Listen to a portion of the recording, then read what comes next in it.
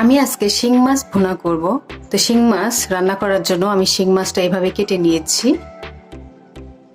এখন আমি কেটে ধুয়ে নিয়েছি।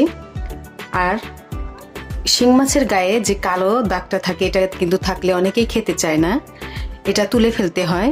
তো আমরা যেহেতু ফ্ল্যাট বাড়িতে থাকি, আমাদের ঘষার জায়গা নেই, তো আমি এইভাবে একটা শিলপাটা কিন্তু সবার ঘরেই থাকে, তো শিলপাটার সাহায্যে আমি এরকম একটু ঘষে ঘষে কালো দাগগুলো উঠিয়ে নিয়েছি।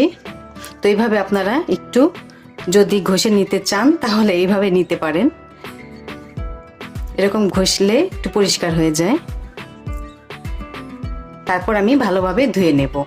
তো এইভাবে শিং মাছটা পরিষ্কার করে নেব, তারপর রান্না করব। মাছটা রান্না করার জন্য আমি প্যান বসিয়ে দিলাম। প্যানটা গরম হয়ে গেছে, আমি এখন তেল দিয়ে দেব, সয়াবিন তেল। তো এখানে 2 টেবিল চামচের একটু বেশি তেল দিয়ে দিলাম। এখন আমি এর ভেতর দিয়ে দেব 1.5 কাপ পেঁয়াজ কুচি,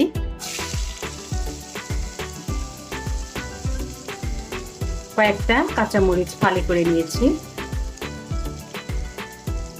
এখন আমি পেঁয়াজটা মিডিয়াম আঁচে রেখে ধীরে ধীরে ভাজবো। ভুনার পেঁয়াজটা কিন্তু, মাছ ভুনার পেঁয়াজটা একদম ধীরে ধীরে ভাজতে হয়, তাহলে ভালো হয়। পেঁয়াজটা কিন্তু ভাজা হয়ে গেছে।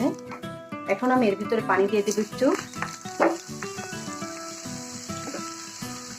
যাতে পেঁয়াজ পুড়ে না যায়।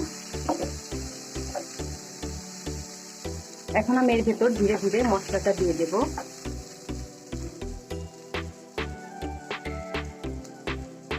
এখানে 2 চা চামচ আদা রসুন বাটা দিয়ে দিলাম, 1 চা চামচ হলুদের গুঁড়া, 2 চা চামচ মরিচের গুঁড়া, 1 চা চামচ ধনিয়ার গুঁড়া, 1 চা চামচের হালকা একটু কম জিরার গুঁড়া, আর দিয়ে দিলাম লবণ স্বাদ মতো। দিয়ে আমি মশলাটা একটু কষিয়ে নেব। আমার আরেকটু পানি লাগবে, হালকা আরেকটু পানি দিয়ে দিলাম। দিয়ে আমি একটু মশলাটা কষিয়ে নেব।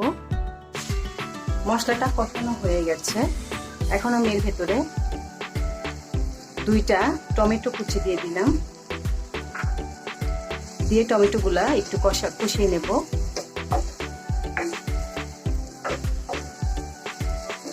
এক মিনিট আমি একটু কষিয়ে নেব।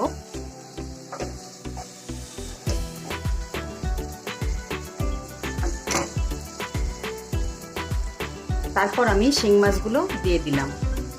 শিং মাছ এখানে 250 গ্রামের বেশি আছে একটু।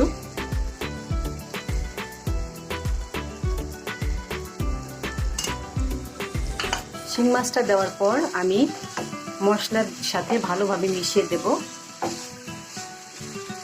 মিশিয়ে আমি 2 মিনিট এইভাবে একটু কষাবো।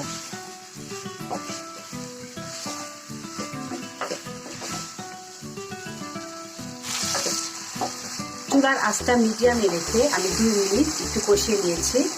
এখন আমি এর ভেতর হালকা একটু পানি দেব।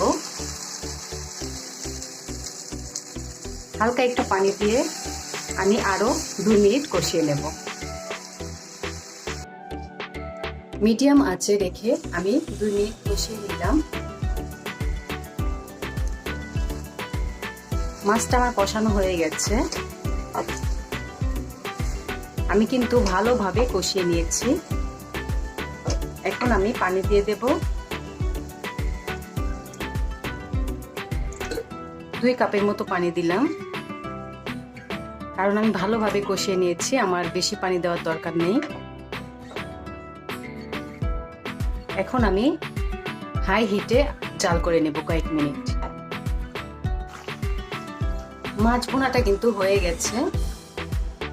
4 থেকে 5 মিনিট আমি জাল করলাম। এখন আমি নামানোর 1 মিনিট আগে আধা চা চামচ জিরার গুঁড়া দিয়ে দেব, ভাজা জিরার গুঁড়া।